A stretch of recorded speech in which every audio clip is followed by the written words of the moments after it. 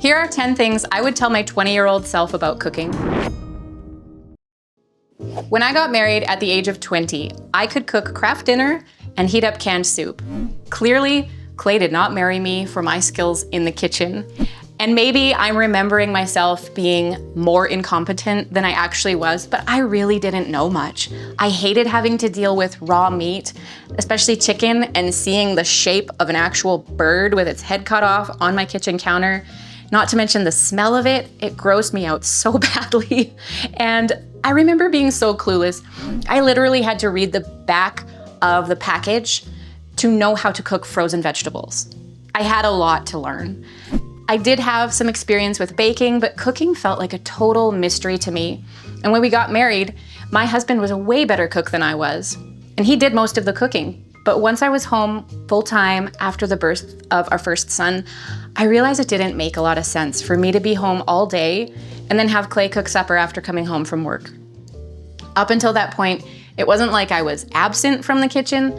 I had dabbled a bit with cooking, but once I was home with our kids, I pretty much took over the task of making food for our family. And thankfully, I have learned a few things over the years. So if I could go back and give my 20-year-old self some advice and some encouragement, here are some things I would tell her. Now, 20-year-old Kim probably wouldn't even have listened because I usually insisted on learning things the hard way, but maybe some of these will be helpful to you as I share them. First one is, you will make mistakes. You're a wife now. How crazy is that? And I know you're thinking that you know what wives do. They cook and they know how to cook. I mean, look at your mom. She whips up supper every night, and even when she's working evenings, she has a plan for what the rest of the family is gonna eat for supper. Do you remember when she would call you from work and ask you to cook potatoes to go with the roast or the chicken that she had cooking in the oven? And you needed a step-by-step walkthrough on the process, how to peel and cook potatoes. Yeah, cooking doesn't come naturally to you. You're going to make mistakes. You will overcook the pasta, you will undercook the chicken, and then you'll have to send it back to the oven when those juices come running out pink, while the rest of the supper is cooling on the table, so you'll end up eating potatoes and veggies as a first course. You'll cry because you didn't get it right. And you think it should come easily. Why is it so hard? It's hard because you're learning. Remember, you had to walk before you could run. You had to play elementary melodies before you could play advanced pieces on the piano. Do you remember the thrill of not stalling your dad's truck when you pulled away from the stop sign in front of a bunch of kids from school? Just like everything else, driving took practice, piano took practice, every sport you ever played, it took practice. Cooking takes practice. And you will make mistakes. You will fall, you'll play the wrong notes, you'll stall, but making mistakes doesn't mean you failed. It means you're learning, you're growing. No one picks up a new skill with perfection. It just starts by trying. Mistakes are part of the learning process. Number 2, check your motivation. As you stumble forward, trying to figure out how to do this cooking thing, you'll need a motivation bigger than yourself. Being a good cook so that you're impressive to others is a really bad motivator. Pride is a really bad motivator. Let me see if I can illustrate this with an example. So let's say, hypothetically, that Clay is gonna go on a road trip with some guys from work, and so you decide to bake some blueberry muffins for the drive.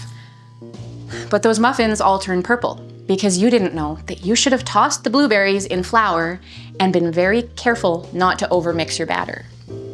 If you're motivated by pride, you will be devastated and you'll cry because your muffins are purple. But if you're motivated by love, you can laugh it off. You made those muffins because you love your husband, not because you wanted to look impressive to others. If you're not a master baker, within the first year of marriage, you're not doing it wrong. You're learning like you're supposed to. What you do in the kitchen isn't about you. It's about loving others with your actions. If love is what motivates you, your growth and your forward progress will be more enjoyable than if you're just out to make yourself look good.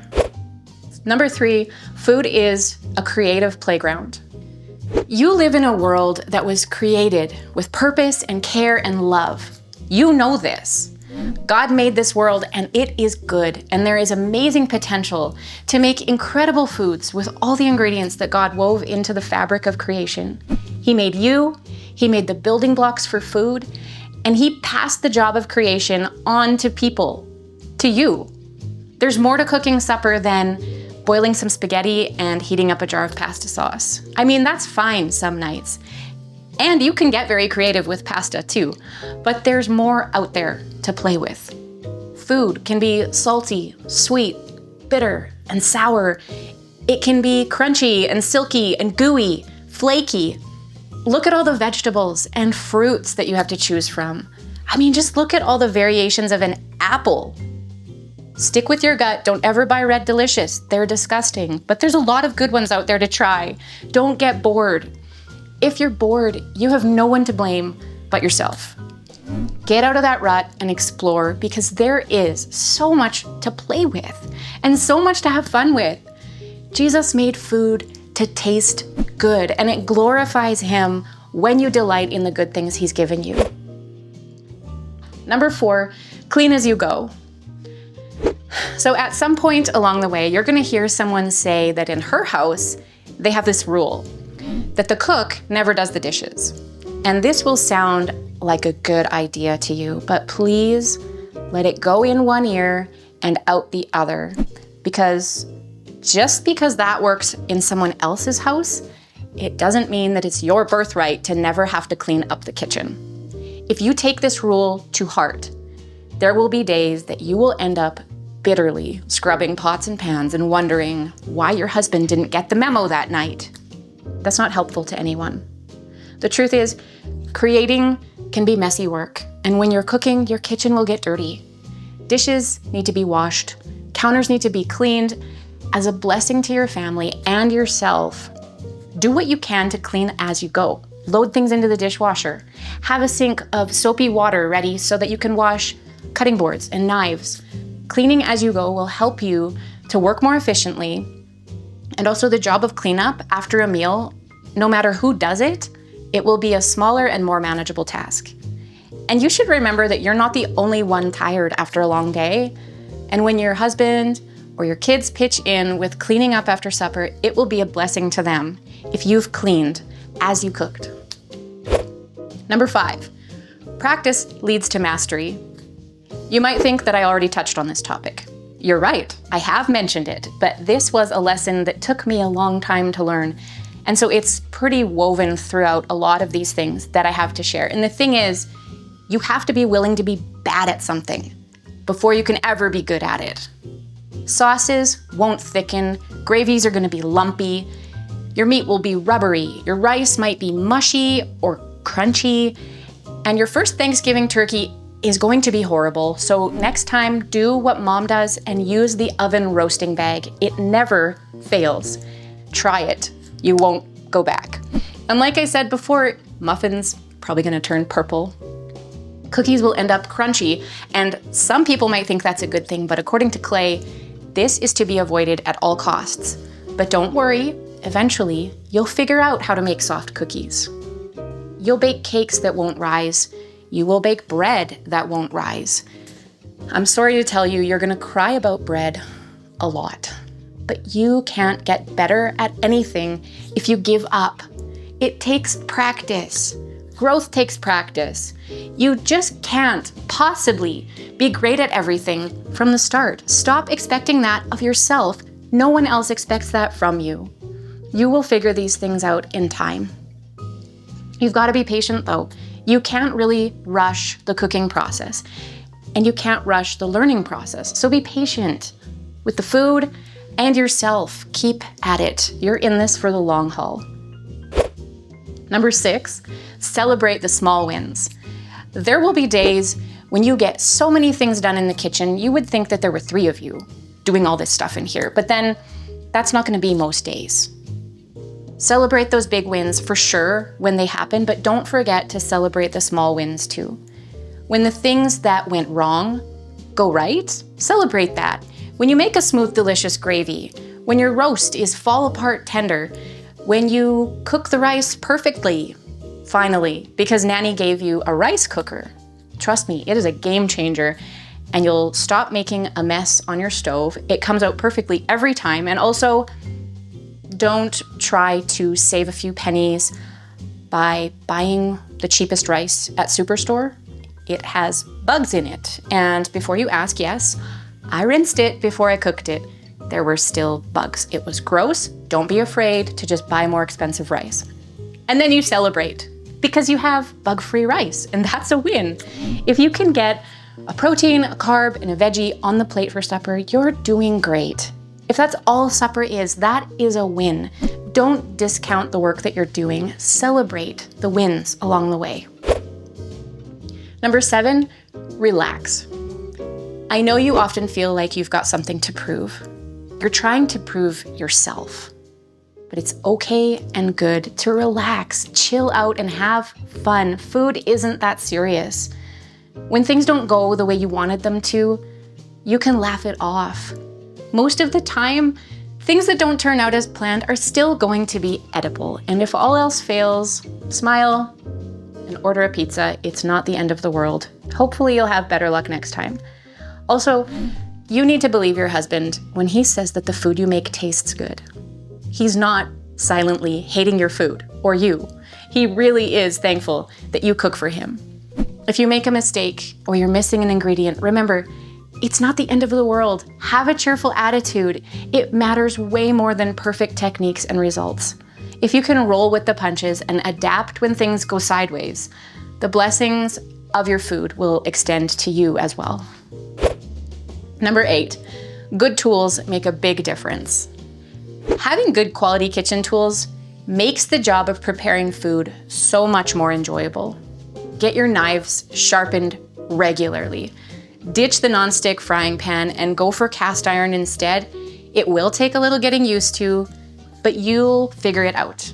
And you won't have to keep replacing your frying pans every single year. But keep in mind that good quality kitchen tools don't have to be expensive. Do you remember the sales pitch you and Clay went to when you were engaged and they tried to sell you a set of pots and pans for $3,000?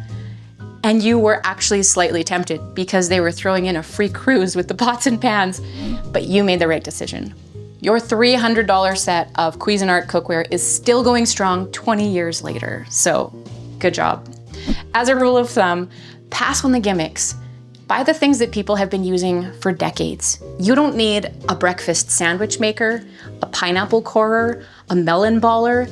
If you have to ask yourself if you'd use something, the answer is probably no.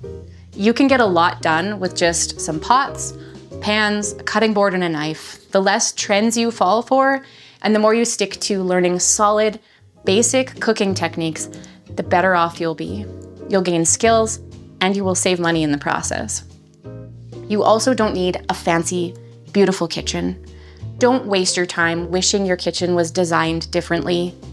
Small or big, white, brown, or black cabinets, laminate or quartz countertops, white or stainless steel appliances, you're gonna deal with all of them.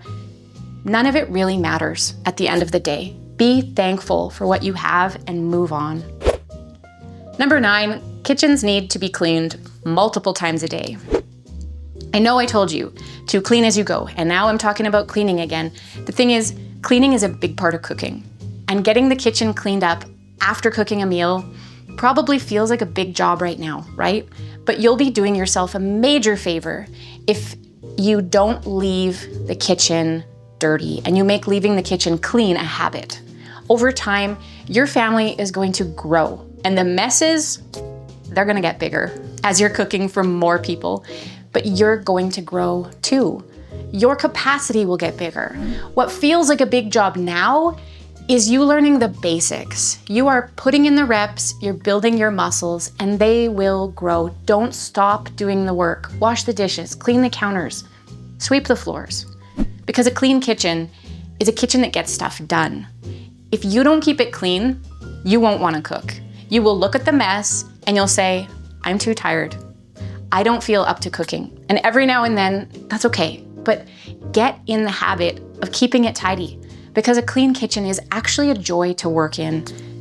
In the years to come, there will be days it feels like you don't even leave your kitchen. You'll make breakfast only to clean it up so that you can then make lunch, which you clean up so that you can make supper, and then that has to be cleaned up too. There's a lot of cleaning involved, a lot of dishes, a lot of sweeping, a lot of wiping the counter, and a lot of dishes. Did I mention dishes? If you're using your kitchen for the intended purpose to prepare food, you're gonna be cleaning it multiple times every day. And keep up with the little tasks. It won't turn into a giant, horrible mess if you do. Number 10, the final one. Food is more than the sum of its parts. When you think about food, you might just think about groceries and cooking. Yes, it's substance, it's sustenance, it's macro and micronutrients, it's meat and cheese, it's bread, butter, and jam, apples and oranges. But food is more than that. It's also comfort. It is care. It's sharing the hard things and rejoicing in the good things. Food is a blessing and a gift. Food's a love language. Food is practical and it's precious. It is a means by which you can love and bless the people in your home every day. So cook it, bake it, share it with joy, because you get to join in the work of creation every day and make something that makes the world a better place. There you go, 10 things about cooking that have a lot more to do with personal growth than actual culinary skills. But it goes to show that it's these ordinary things in life that God uses to sanctify us, to grow us. Did any of these resonate with you? Or is there anything different that you would tell your younger self if she was willing to listen to you? I would love to know what those things are if you would share them down in the comments below. Thanks for hanging out with me.